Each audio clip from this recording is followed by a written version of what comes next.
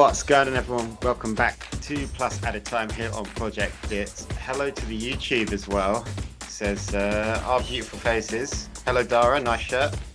Thank you, Nathan. I love your United jersey as well. Yep, just a Primark red hoodie for me. I decided that something I'm going to do. I'm going to say this on the podcast so that I then have to do it. I'm going to start finding super cheap, weird football merch. And I've already found something, and I've David bought Seaman's ponytail. Hopefully that'd be nice. And excuse my dog in the background. He's decided immediately to start barking, but that's just what he does. I'm not going to buy his entire ponytail, mostly because I don't think I could afford it. So you're just gonna have just a few hairs of a like 15-year-old ponytail. I feel like on the budget of this show, I would just have to like creep up behind him and steal it. Yeah, that's fair. We have no budget. Oh, we can dream. We can dream. We got Paul last week. We did get Paul, and that was it. Budget for this season gone. Yeah, that's true. That's true. But Nathan, it's an anniversary of sorts. Oh my Today, God. It is not our, but it's the show's 25th episode. Quarter of a century. We're getting old. Quarter of a century. We are getting old, and I mean, you've done 21 of them. Legal. It's legal In America, legal to drink in America. There we go. Finally, We can speak English. Yeah, I've done 22 of them. So if you want to go hear me talk to myself about football, that's fun. It's really My good. My favorite episode. It's the ramblings of a madman. You could tell this episode started off more jovial just because neither side has lost. It's quite boring. Neither side has conceded. Just 3-1 nils. It's incredible, and we've won back-to-back games for the first time in a year. Yeah, one of them was technically at home. Yeah, there you go. We've won more games in Budapest than in Liverpool, which I'm a fan of. I always love Budapest. Yeah, your favourite city. You always tell me it is. But let's get out of the way before you find out. Darragh doesn't know about the Champions League draw. The Champions League draw, at time recording, happened about 15 minutes ago, and they drew the balls out. And I'm going to read out the draw to Darragh, and we're going to get his immediate reactions to it. I've purposely avoided seeing it, so just for your listening and you. Here we go. So I'm going to read out all the quarterfinals. Okay. Starting off. Well, I start with Liverpool. I think we discussed this in the week. I think I said I wanted to avoid Chelsea, Man City, and Bayern because I don't like getting English teams in Europe, and I didn't want, and Bayern obviously so good. I didn't want Porto or Dortmund because then the pressure would have been on us. Okay. I don't remember who that leaves. That leaves one team. And that is the exact team you drew. You are starting off away at Real Madrid. Literally the only team you didn't name. You know what? I think I said, not even just saying this on the show, I think I said to you, Real Madrid is the team I'd probably pick if I could choose. Because it's a mix of not getting humiliated and not having all the pressure in the world on top of us. And a bit of a redemption story, maybe, Ramos and Salah. It's Real Madrid, they're kind of flattering to deceive at the minute. They're not doing too great in the league by their standards. Benzema is kind of having to carry the team and get most of the goals. And Ramos is back, but it's that Casemiro, Tony Cruz, however you're supposed to say his name, and Modric midfield that Zidane's kind of gone back to. But there's not a lot of legs in that midfield. Well, there is. It's the same amount, but they're tired. They're older legs. Significantly older as well, yes. I feel it doesn't really matter what Real Madrid do in the build-up to it. They're going to be the favourites no matter what, which I definitely prefer. And I reckon over two legs, if we play as... I mean, I don't think we were amazing against Leipzig. I thought we were pretty comfortable, kind of controlled the game a bit, but I don't think Leipzig were great. And I reckon over two legs we could have them, definitely. I think you could, and I think... although they'll be favourites on paper because they're Real Madrid and because of your defensive issues, I'd say you could easily blow them away at Anfield because they're not. They're Real Madrid by name alone. kind of at the minute. Yeah, in I Budapest. hope so. I'm going to run through the rest of the quarterfinals Yeah. quickly. We got Man City got Dortmund, which Oh, is the interesting. Haaland I, storyline. I would have bet a lot of money that they got Porto somehow, because Yeah. it's just Man City in a cup, and that's just what It, happens. it was going to be Porto or Dortmund, just no matter what. But Porto actually got Chelsea. Chelsea starting off away at Porto. Okay. And then that leaves a repeat of last season's final in the quarterfinal because it's Bayern against PSG. Oh, I was hoping so much that City would get Bayern because I think the sooner City go out, just the more confident I feel immediately. And just the more hilarious it is to laugh at Pep. And Really? Yeah. Pep needs this Champions League. He does, doesn't he? I feel this. I think I say this every season, but this feels like the season he has to do it, doesn't it? He should have won it last season, or he should have at least made the final, really, because City, not just on paper, I know the game's not played on paper. It's another football cliche. But they're better than PSG. They're better than everyone. And to go out to Lyon was just. Even But even all the teams they've gone out to under Pep. First season it was Monaco. I know there was a good Monaco team that won Liga that season, but I think, and I suppose maybe it was Pep's first season. Second season they went out to us, and it wasn't the team that went on to win against Tottenham. It was the one that lost to Madrid, which definitely wasn't as strong as the year after. Then it was at Tottenham. yeah. Even Tottenham last night, it wasn't good, Well, was we'll get to Tottenham, but yeah, good lord. Fernando Llorente's arse knocking Pep out of the Champions League. Kevin Davis would be proud. I think that's a good draw. We've been quite well. I, in particular, have been quite critical of the Champions League and the way it's set out. But there's some good. I think Real Madrid, Liverpool's intriguing. Man City, Dortmund. I don't think too highly of Dortmund, other than Haaland and Sancho, obviously best player in the world. But Bayern PSG is quite intriguing. Yeah, I think that should be good again, shouldn't it? Who do you reckon? Who do you have over the two legs? Bayern, surely. I'm going to go Bayern. Yeah. They're not fantastic defensively. They're a little bit leaky at the back because they're having to rely on Boateng and Alaba playing at centre half. Alphonso Davies obviously is incredibly fast, but isn't the most defensive fullback. He's a converted winger, the heir to Ashley Young's throne. And they've been having to play Sula at right back, and he is rubbish. Right back. We're on YouTube now, so I can't swear as much. He's not a right back. That's why he's not very good at playing right back. A very tall, strong centre back, isn't he? He's a centre back. So yeah, I don't know what they'll do or who they'll have back, but they don't like Pavard over there. He's having a bit of a nightmare time at Bayern. PSG, you could just presume Neymar will be injured. Because I think he's already played 20 games this season. That's about all he does for PSG. Is it his sister's second birthday of the year? Yeah, she's like the queen. She's yeah. And it's whenever PSG play an important match, he's always conveniently missing for it. Never has the blame put on him. He was missing when we knocked him out of the Champions League with the comeback. He was missing, I think, when we beat them in the group stages the first time, but he was there for the second one that they won in the group stages. But I think we'll make him a topic one day when there's less going on. But his time at PSG is weird, full of trophies, but not the trophies. Trophy they should be winning. Even the stats, even his stats are pretty good when you look at them on paper. But again, he's gone there to win the Champions League. Same with Ronaldo and Juve, I think. Well, I think it's another stat. He's never played 30 games for them in a season. I think he only played his 100th game for them, like a few weeks ago. Next season. Next season.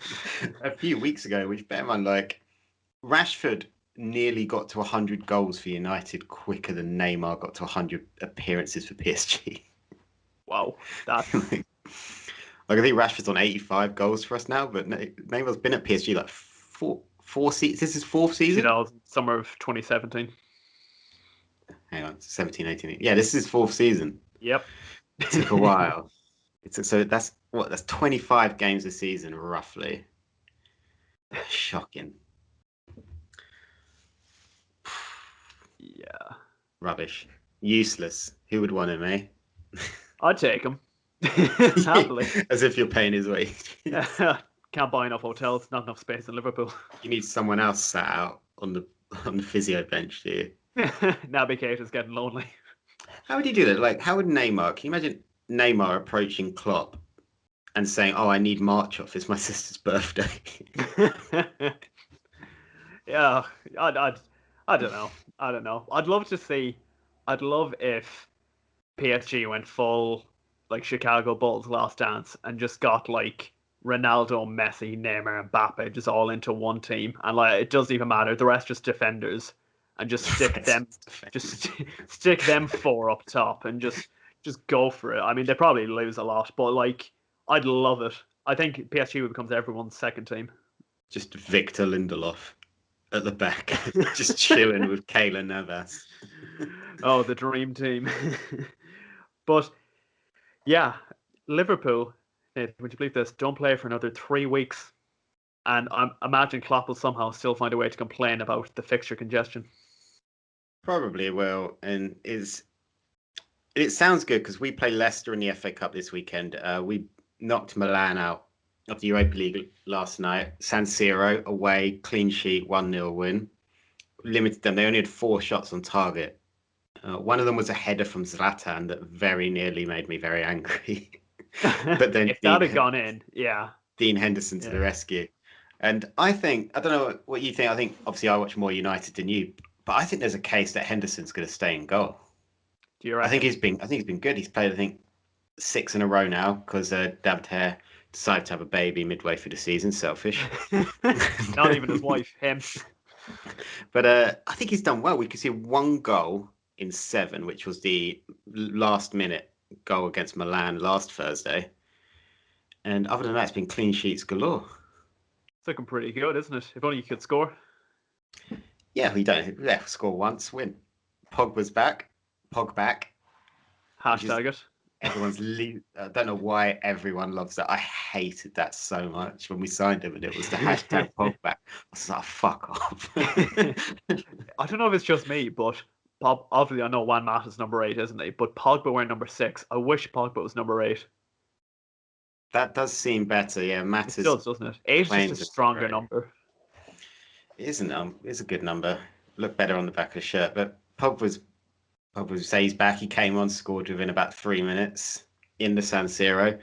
It's more for United, although the goals have dried up a little bit here and there. Obviously, we're still scoring, but not as many as we are. It's defensively, we look so good. And it's getting hard to criticise Victor Lindelof suddenly, which I never thought would ever happen.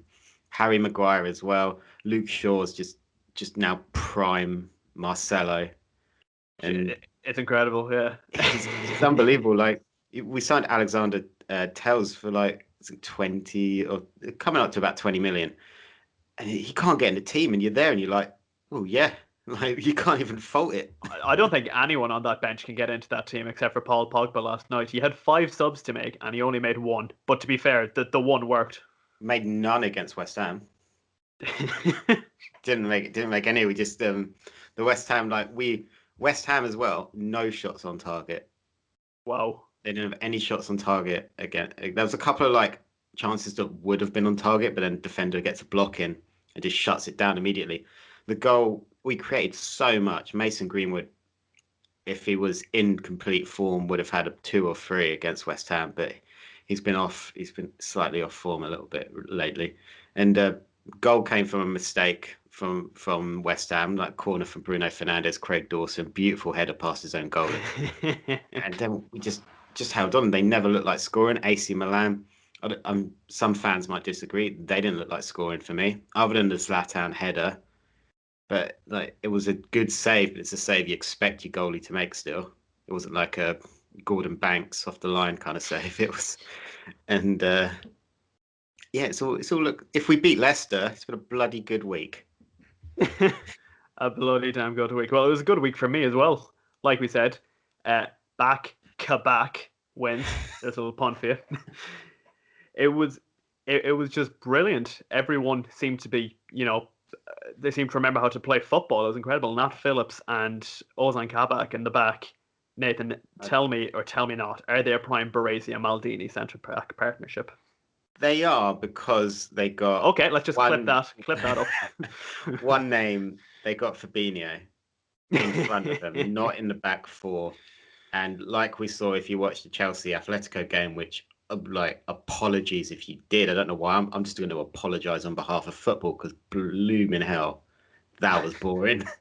Good God. But Why did you put yourself through that? I was flicking back and forth between the games, and neither was particularly great. But N'Golo Kante, just completely weird what happens when you play a world-class central defensive midfielder in central defense, and sorry, defensive midfield, easy for me to say. And he just went all over the place. I think Fabinho is the same.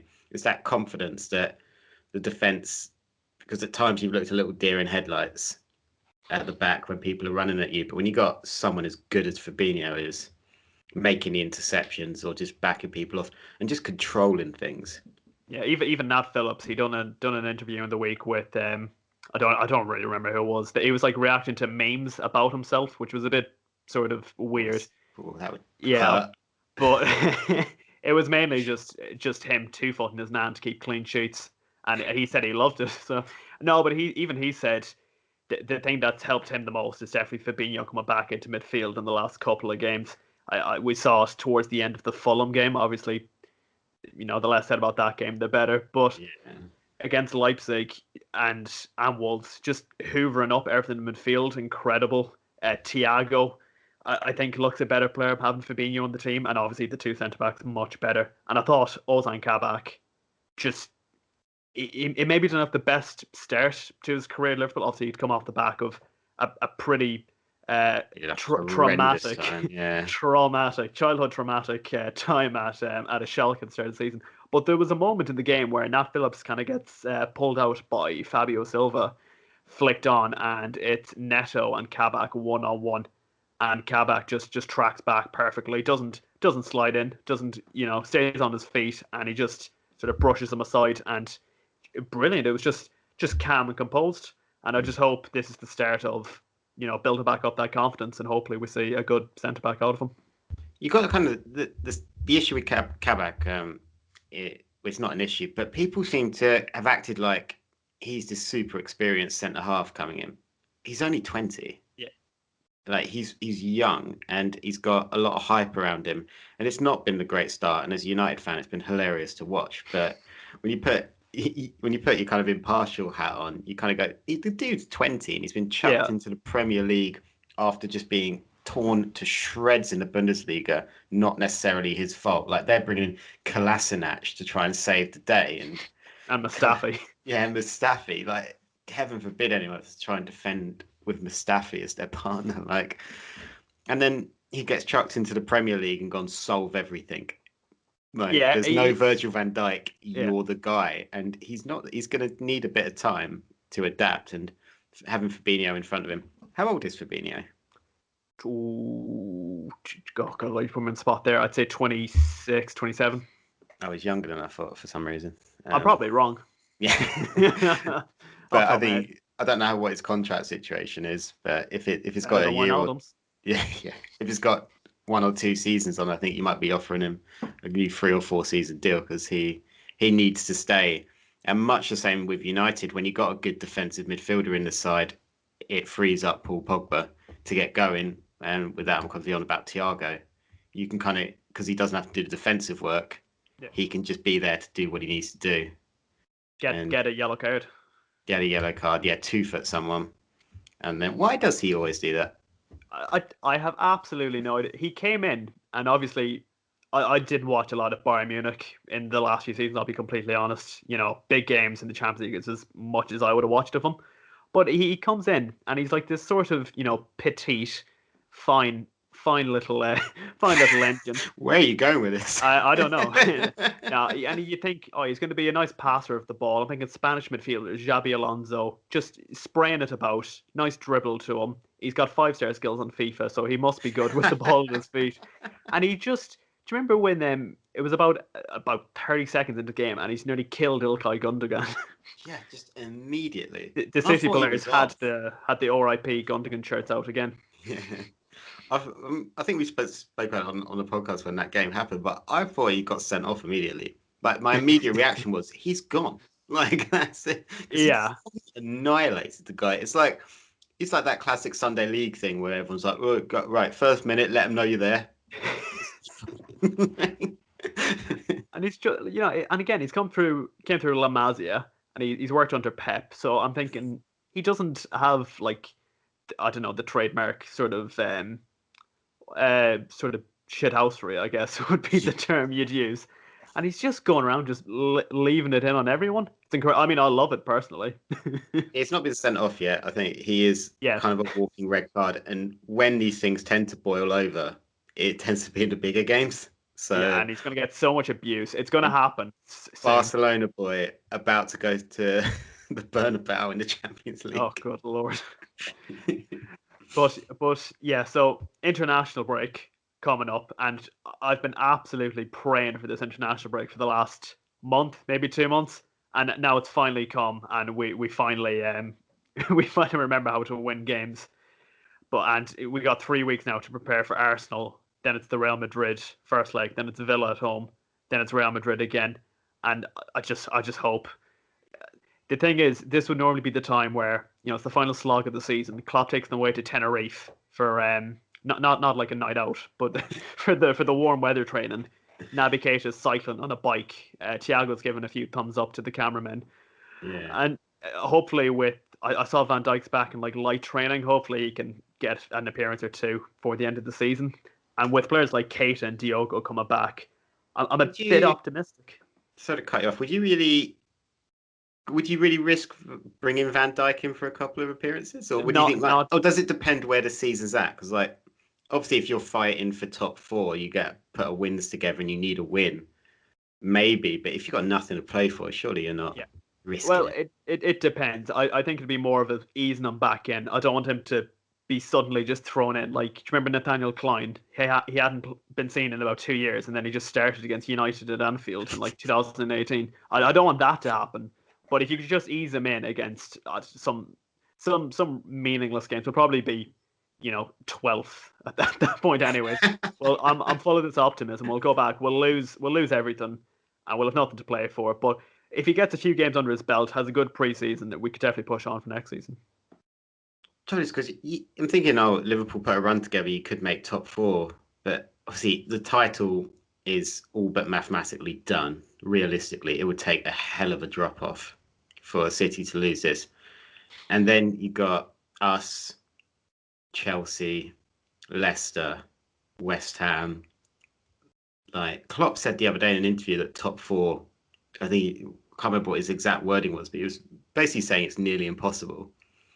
Like, do you think like Chelsea aren't conceding any goals, Leicester is somehow still winning games, and we're winning games? Who's gonna, if you had to cut your money on the table now, who's dropping out so that you can get top 4? Well, I think we all know who I'm going to pick. And the last time I mentioned this, I looked an absolute idiot come the next episode. But it's Leicester, isn't it? Chelsea aren't conceding, let alone losing. United are surely you're comfortable second place at this stage. But I can't see a world in which Leicester don't finish in the top 4. I think like we've got you to play. We got Leicester to play in the league, and we got Spurs to play. Might just put the under-21s out for that one. Famous last words. Other than that, we don't have anyone left. Like, I think Wolves are in there if they start, but they can't. They couldn't score against us. They could score against anybody. Yeah. They wouldn't even be able to score an own goal at this rate. Unlike West Ham. Unlike West Ham, but but as you say, international break, and I don't know why this international break is happening. All I can do is hope and pray no one gets injured. Like, I'm glad Luke Shaw's happy that he's got recalled into the England squad, but come on, mate. We've got Brighton in a couple of weeks.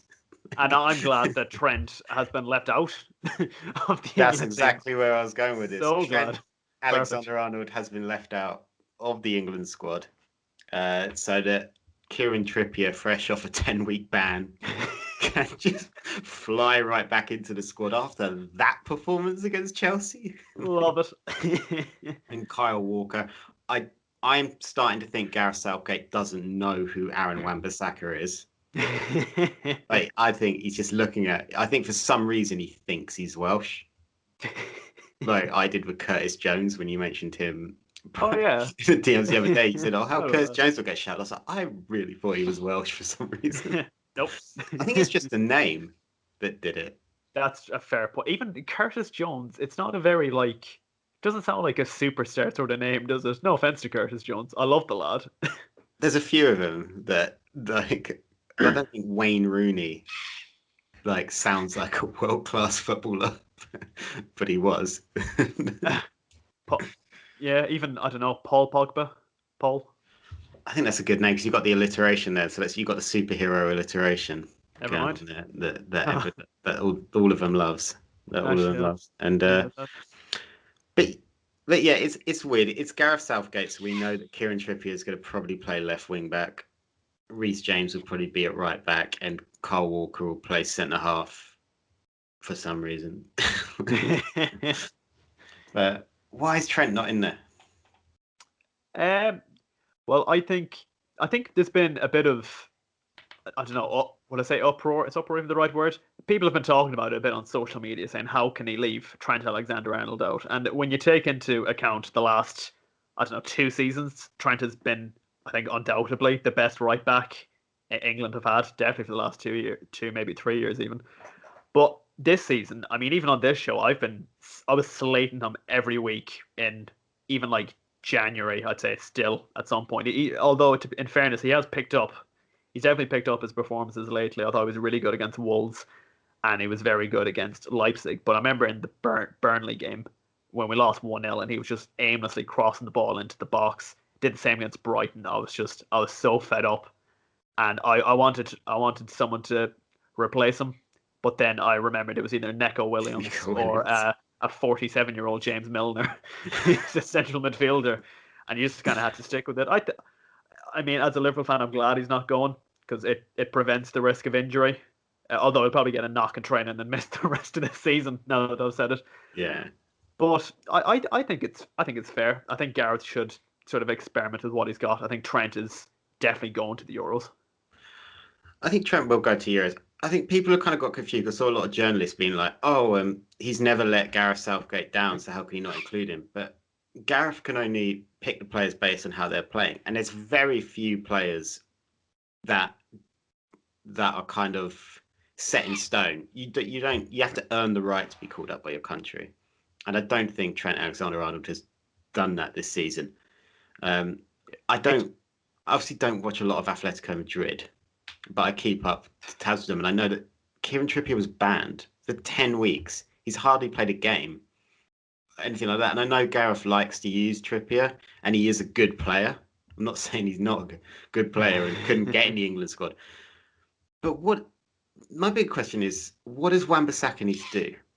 How is Wan-Bissaka not in this squad when he does play more defensively with his fullbacks? And maybe that's why he's leaning away from Trent Alexander-Arnold, because Gareth Southgate is more defensive and Trent isn't the most defensive fullback in the world.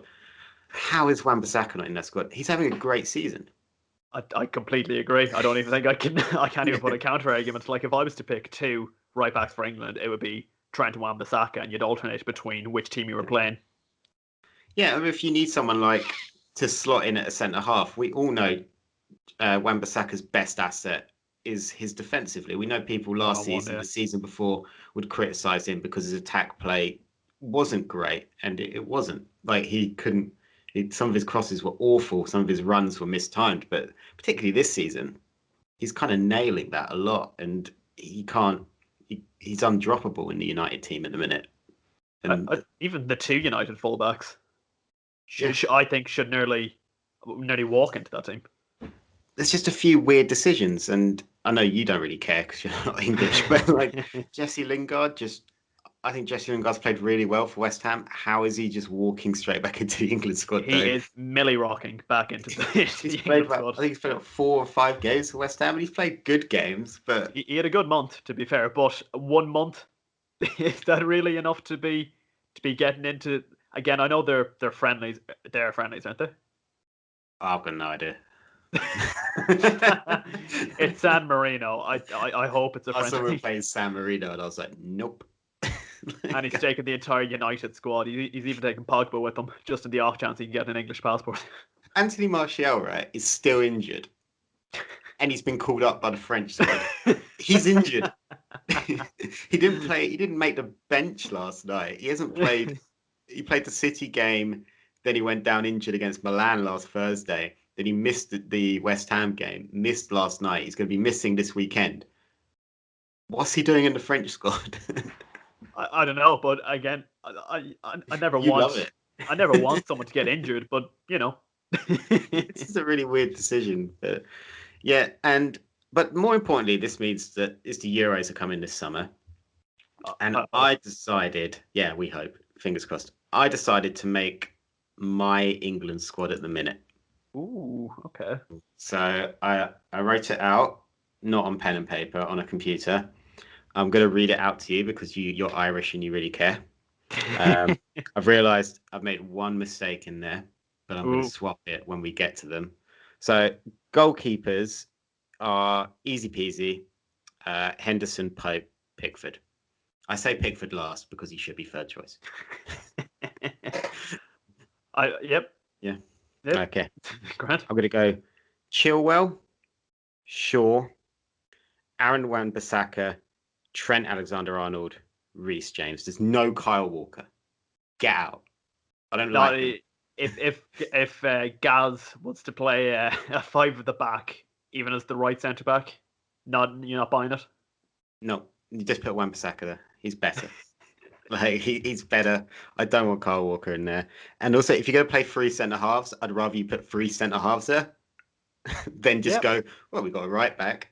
Or if you want to do the free, like Shaw's played left centre half for United last season. It worked like twice, and then we never did it again. Yep. And then he did it against Leipzig earlier in the season, and it's just gone nope. Yep. Well, I think that answers your question. Actually, before you continue, what formation would you pick? Do you have like a best? See, I'm a 4-3-3 man. Yeah, I like 4-3-3. Yeah, it's just the best, isn't it? It's so solid all over the pitch. I don't really like this wing backs thing, and like I just think 4-4-2. You got wingers, yeah, like a Sean Dyche, like he's going to play 4-4-2 against whoever, and it'll work more often than it doesn't. But I think we got some of the best fullbacks in the world. Why not play with fullbacks? Like it just seems weird to me that you got Trent Alexander-Arnold, you got Wan-Bissaka, you got Trippier, you got Chilwell, you got Shaw, you got all these great fullbacks, and then he plays three at the back with wingbacks. Because we've also got some of the best wingers in the world. Yeah. And we got one of the best centre forwards in the world. Yep. Arguably probably second or third in the world at the minute. Yeah, like despite Jose's best efforts to make him look shit. Like centre halves, this is where the mistake came. Maguire and Stones, I think that's going to be the two.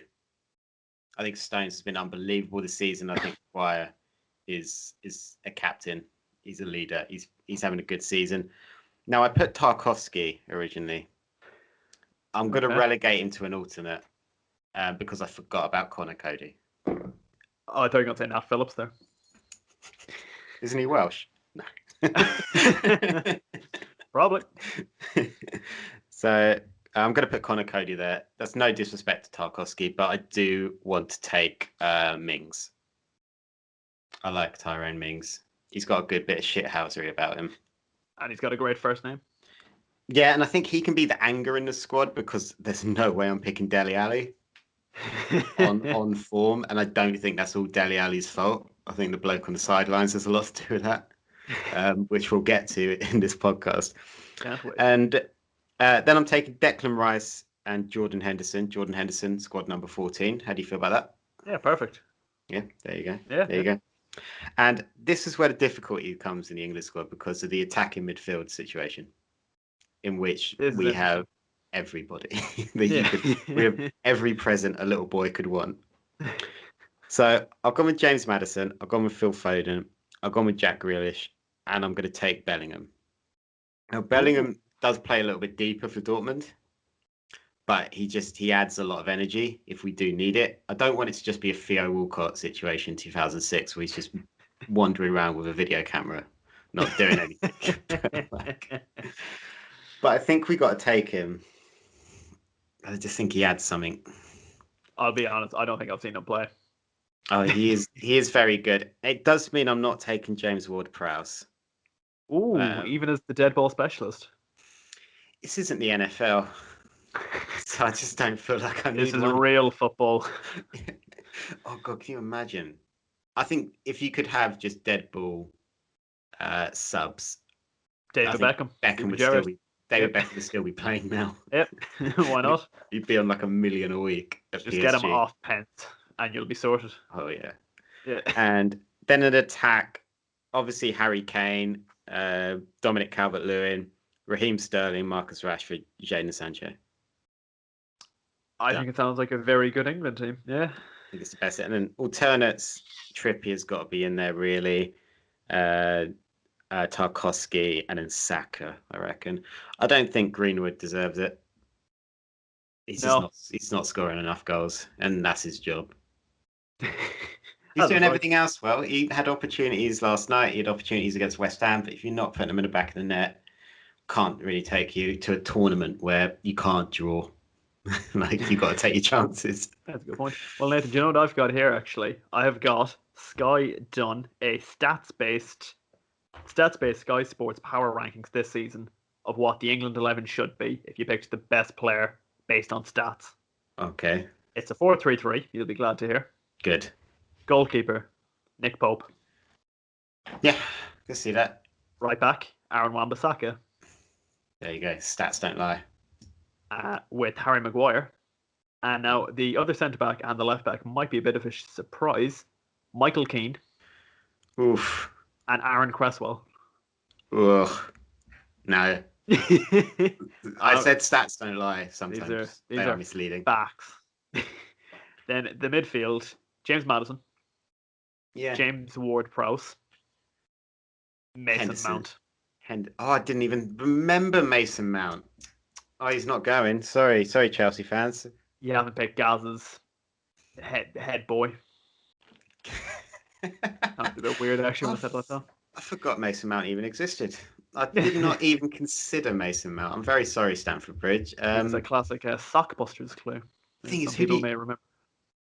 Who do I drop? I guess Bellingham isn't going then, and Mason Mount's in the squad. I'm kicking Bellingham out. Mount's in. It's up to you. Quite literally, it was your decision. Yeah, trouble is a lot of them aren't going to play. That's a good point. But I think Foden has to go. I'm sorry, Bellingham. You've got time on your hands. I don't know how old Mason Mount is, but he must only be like 21. So he might be his last tournament. And the front three on the left wing, Jack Grealish. Makes sense. Striker Harry Kane. Yep. Right wing, Marcus Rashford. I don't like Marcus Rashford playing on the right. He does flick a good cross in, but he is good at cutting in. But then we got to get the balls into Harry Kane because he's going to be the goal getter. So maybe he can play on the right. The Golden Boot winner at the 2018 World Cup. Yeah, people say he's never won a trophy. If the Audi Cup doesn't count, I don't know what constitutes a trophy these days, Nathan. If people want to claim the Community Shield counts, then the Audi Cup counts. Like, oh God. Well, we discussed a bit of Leicester earlier on, Nathan. I've got a bit of a game for you. Okay. I've called it Brent or Brendan. So I'm going to give you 5 quotes. I was watching Liverpool did a documentary series. It was a 5 or 6 part series at the summer of the 2012-13 season, Brendan Rodgers' first season at the club, where it was like a very bad Man City or Tottenham All or Nothing. It's like a really bad version of that. And David Brent, obviously from The Office UK, and I've put 5 quotes together, and you just need to tell me if they were said by David Brent or Brendan Rodgers. Okay, I'm on this. Let's do it. And I'm just going to read them out in my normal voice. Your normal voice. Number 1. And actually, don't tell me after each one. I want you to write them. Do you have a pen and pad handy? I've got pen and pad. All right, let's do this. Very Number one. convenient. Very convenient. efficient. You got 5. Let's do this.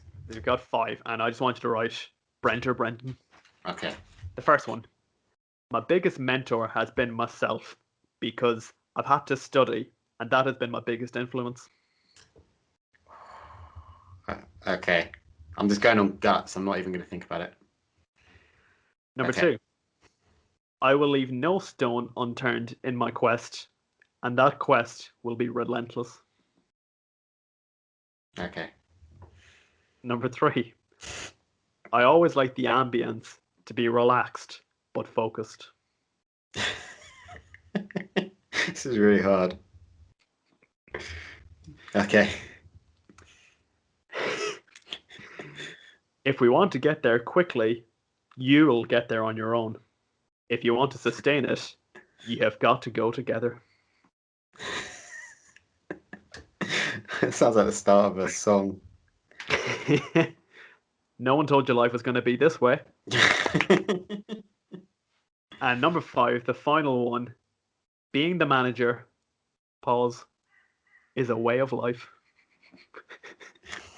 Do you know the best bit is? I only watched one episode of the Liverpool documentary. We could do plenty of these.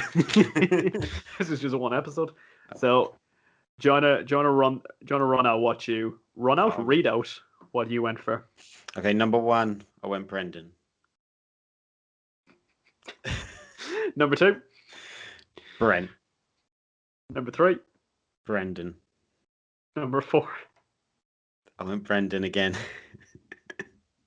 And number 5, I went Brent.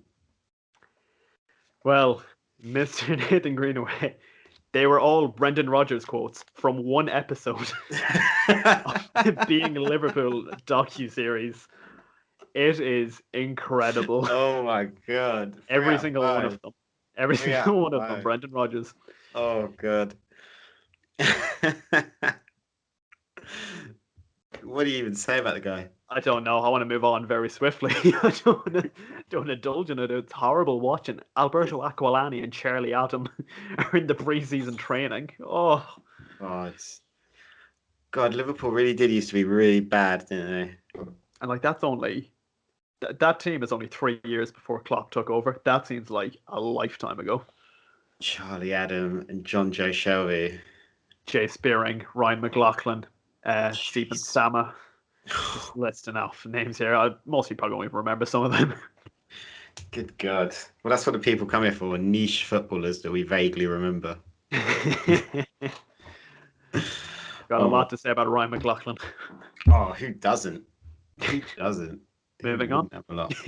Yeah, moving on. We just to interrupt quickly, we do have the Europa League draw, the more important one. United have just been drawn out, and we are away at Granada. Ooh, I think that's sounds like a decent tie on paper. Yeah, I've got nothing to say about that. I've got no quips about Granada. Granada's a super fan, Nathan, over here. Yeah, couldn't name you a former player. We'll have to get a Granada fan TV on next week. Oh God, if there is a Granada fan TV out there and you speak English, DM at Project Dits. Paolo. We'll get you on to talk. But yeah, we should be at minimum reaching the final now. Looking at who's left, I know you got Roma and Arsenal still in there, but Arsenal get knocked out next round anyway. And Roma. Who did Arsenal get? Did you say? I don't think they've been drawn out yet. All right. Yeah, that was literally the first draw. So we came out. So you got Dynamo Zagreb against Villarreal, Ajax against Roma, Arsenal have got Slavia Prague. Slavia Prague, who knocked out Rangers last night. Did you see the image of the Rangers player booting the goalie in the head? Yep. The roof cracking into the roof of the the poor goalkeeper. Roof, who was playing for Anderlecht last season. Was it? Yeah. How random is that? Again, I've nothing to say. I don't know. Last year, like Anderlecht, they had Nasa Chadley. This is where Toronto obviously legend. Vincent Company had just gone, Isn't and Craig Bellamy there as well? I think he's like a some sort of assistant company. I think. wouldn't surprise me. I think Company just took all of his mates that he knew. Yeah, I thought. Like Yeah. they had a nightmare because he was player manager to begin with. So when he was playing, they kept losing. So then he retired, just became like and took over like full time as a manager. And I think they're doing all right this season. But yeah, you'd like Nasser Chadley, Samir Nasri was there for a little bit. I don't remember this. Oh, this really happened. This Nasri sounds was like there. I don't know what this sounds like some weird fan fiction. Sounds like a fever dream, doesn't it? Yeah, it's very strange. What I think that Anderlecht team will be remembered in, like just like that QPR team. Yeah, they'll definitely be one of those you'll never guess blank played with blank. So you're saying that Roof and Nasri played for Same the team. same team? That's gonna be one for the future. That's gonna be it's gonna be a trivia question by next week. I'd say running bear. But yeah, Grenada. I think we should win that comfortably. Kill it off in the first tie, rest some players for the second tie, and then we should be winning this tournament. I Yeah, think I are you Ajax. awfully bothered about winning the Europa League? I am because The trophy. for United, yeah, it's a trophy, and historically, although we've not done for 3 seasons now, we win trophies, and we should be going in there with the squad, the size that we got, and the quality that's there. We should be winning this. And I know like the Europa League's a little bit of a hindrance at times because it's a Thursday, Sunday schedule. But come on, with the amount of quality we got in that squad, we should be reaching the final. Also, Ollie's got to be winning trophies. He keeps saying in interviews it's about winning trophies. So he's going to take the FA Cup seriously this weekend. We're going to put out a full strength squad. He'll do the same against Granada, and we should just be blasting Granada to one side and moving on. But yeah, I think we should be winning this. Also, it's a European trophy. Yeah, You I know, think it's sort of disrespect. It's definitely it definitely is disrespect in England, isn't it? I'm being genuinely serious. I remember the season we knocked G out of it, and then we knocked Dortmund out. I was I would have absolutely loved if we'd won that trophy because now you kind of look back at that season and think it doesn't really count for anything. But a trophy is a trophy, and it gets you into the Champions League regardless. it doesn't look, and if we get top four and win the Europa League, then look, that's a great season. That's a better season than we've had for a long time. Like we've had a long time of kind of very average seasons, but we end it with kind of like a League Cup or an FA Cup or something like that. So we got to be winning this. Do you think that tops Jose's sixth place Europa Carling Cup season? Yeah, I don't even want to think about it. Yeah. After what happened to Spurs last night, which we'll get into. I do apologize about my dog. He just is relentless. And but let's touch on Spurs quickly because I know you've got a silly game. What? But Spurs, they're playing Dynamo Zagreb. They're 2-0 up. They collapse. What do you say about it? Like absolute spectacular fashion. They're 2-0 down in fairly quick fashion. It goes to extra time, and they give away some stupid goal to go out. Yeah. It's just I don't want to say typical Tottenham, but it just sort of felt like typical Tottenham. I did not expect that for the life of me. I thought, if Jose is, and like I'm even starting to think, is he even going to be there by the end of the season? I think he has to win the Carling Cup or the Carabao Cup. Carabao Cup. I keep calling it the Carling The Cup. capital one, the Milk Cup. The Little Woods Rombolos or whatever it was called. But it was just shocking. Well, yeah, they were 2-0 down. The Zagreb coach was filming an episode of Prison Break. Yeah, and what Dara means by that is he got arrested and is in prison for Very fraud. niche.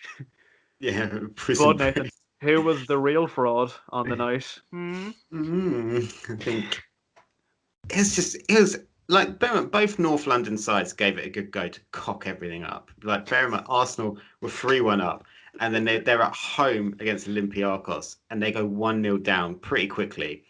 And they do Bamiyang on the pitch, they had Odegaard on the pitch the second half, they had Smith Rowe. They put out like a full strength side. They had Thomas Partey on the second half. Like they shouldn't be off the hook either.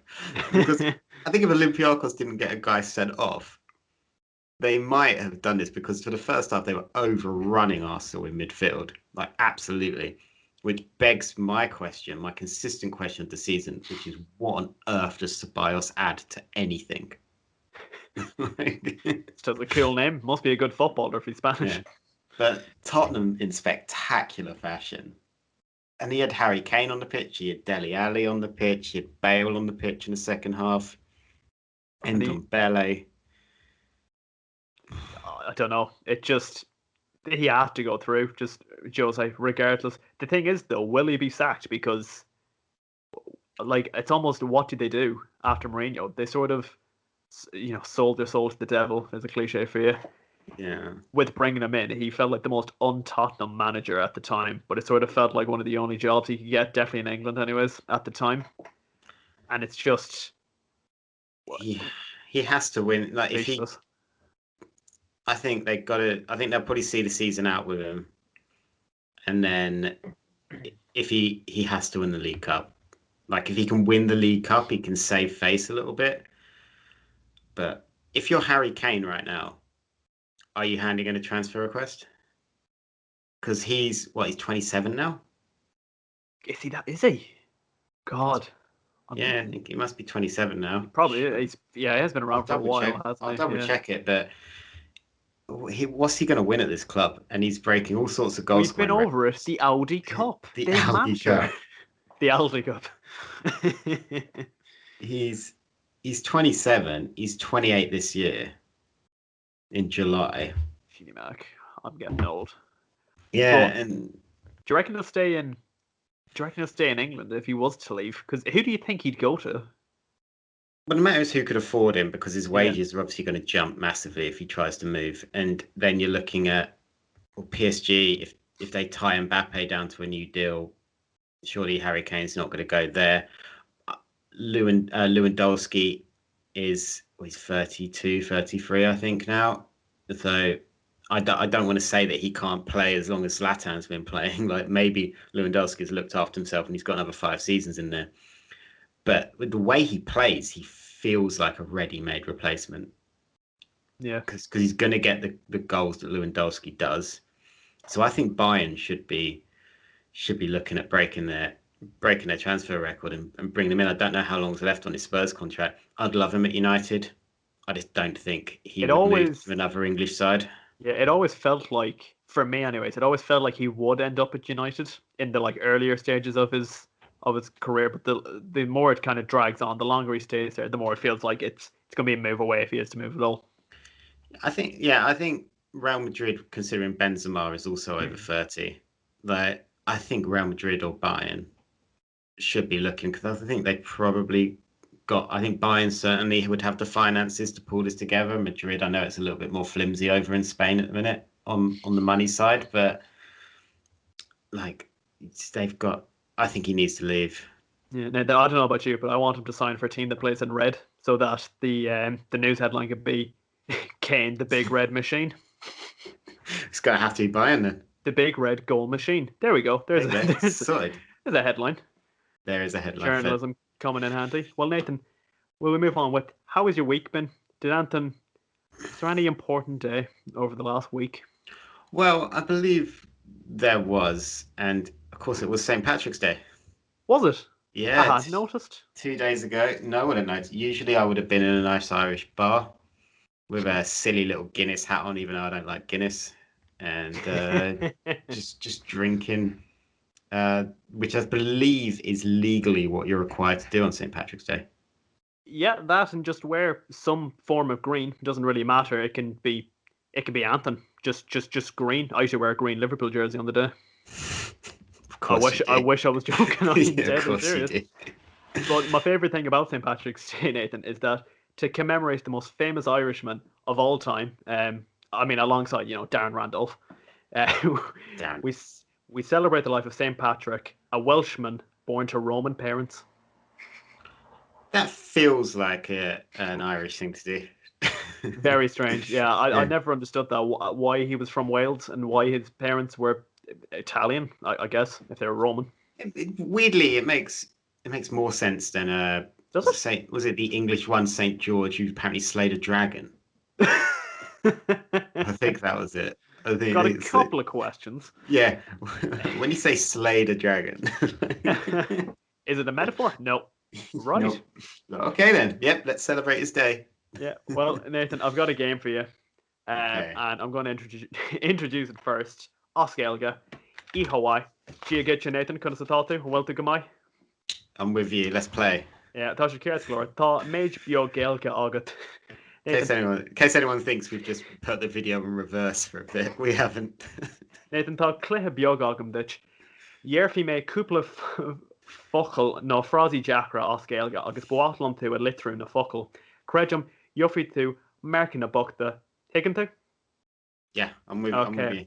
Alright, so Nathan, I've got a quick game for you where I'm going to give you some difficult Irish words/phrases. Now, unfortunately, I'll try my best. There's no way I can put it up on screen for you to show people. You're going to have to just go along with my spelling of it. Okay. So, Nathan, I'm going to send you the first one. Let's do this. And the word is spelled BHFADHB. Nathan, how are you pronouncing that? Bafadhub. This is already better than I thought it was going to be. Okay, Bafadhub. Let's do this. God, I thought. Am I doing the whole phrase or just that last word? Just that word. It's okay. Oh yeah, sorry. On my screen, it's in quotation marks. I didn't do that for you. Okay. There we go. Am I reading it out now? Yeah, just read. How do you think it's said?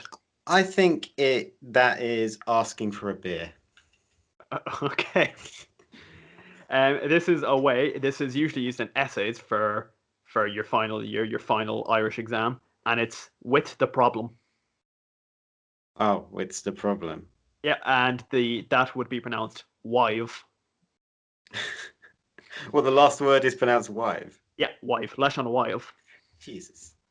Okay, that's your second word. Your second word is SAMHAIN. Samhain.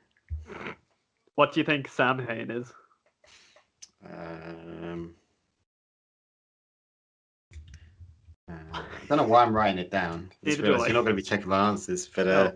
Samhain. Pronunciation and what it means. What do you think it means?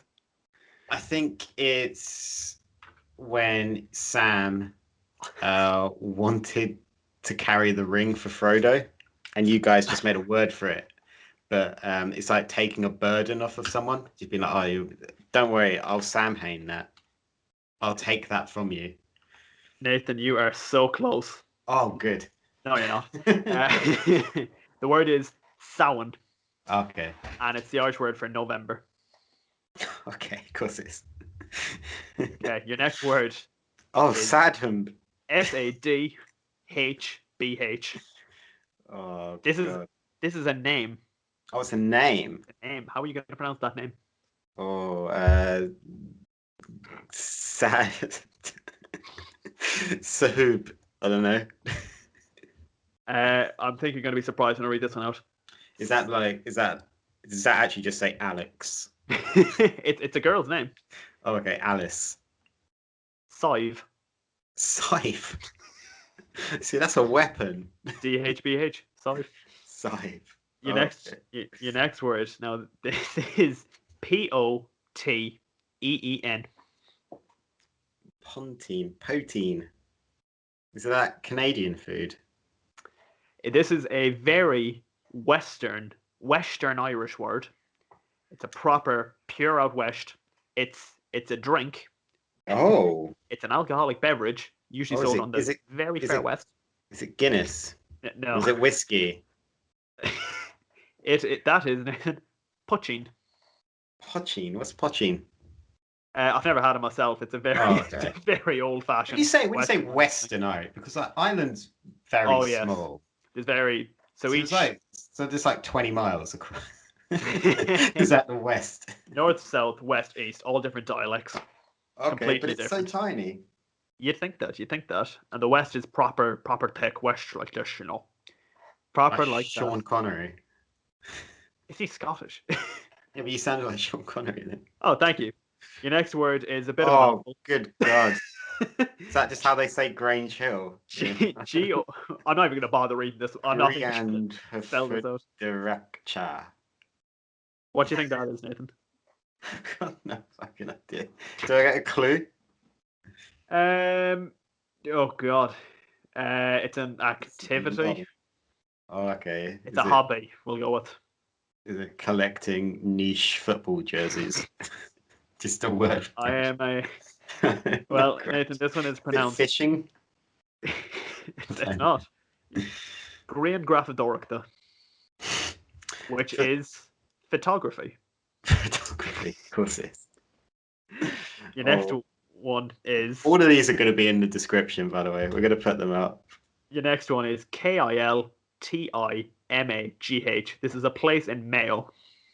Okay, I thought that was going to be like. It looks like a footballer, a side at the bottom sign in January to try and save their season. So, oh, good, we're bringing in Kiltimaj from Galatasaray on loan. I think we're going to have to bleep your pronunciation. Kiltimaj. This one is. It's such an obvious one, Nathan. This is Kilshama.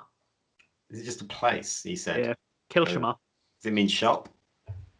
No, I couldn't tell you what it means. I've never been.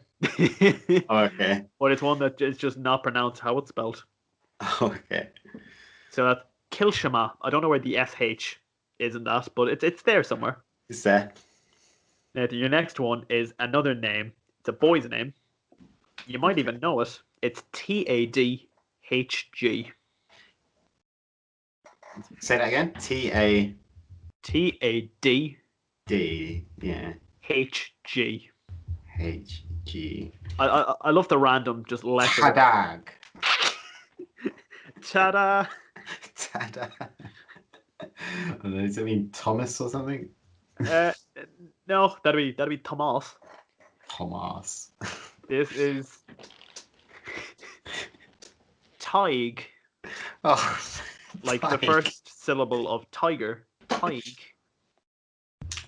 Tig. Of course it is. Your next one is another phrase, and it's AOR space AN space MBOORD.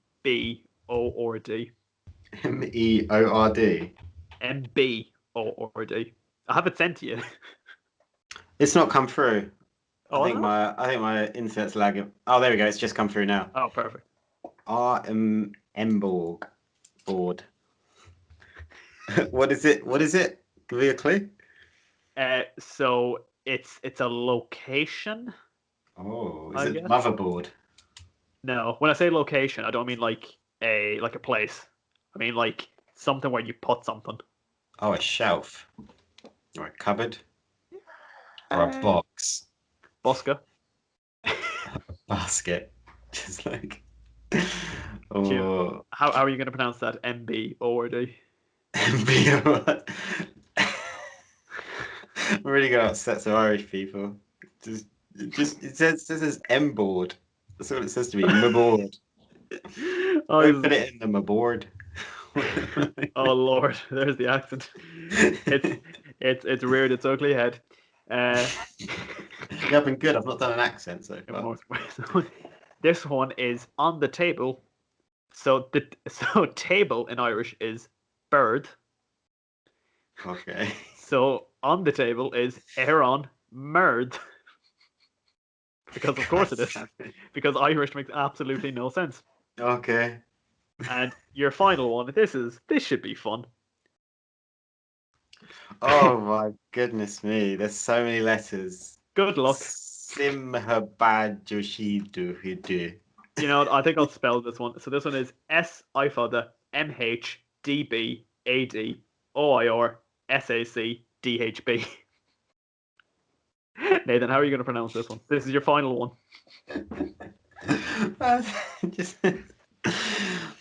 What was the HDB? Because we did that earlier. How do you say that bit? Well, earlier on it was Sive. then it was wife, then it was Tayuk. So it's Simwurv. Adu Bashawurv. I think I'll tell you what this one is first because Got it's it. a very niche one.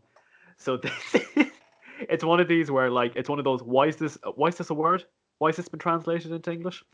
It's basically like the activity of a weather person. Oh, for God's sake. Shiv is to shine. So it's sun based weather person.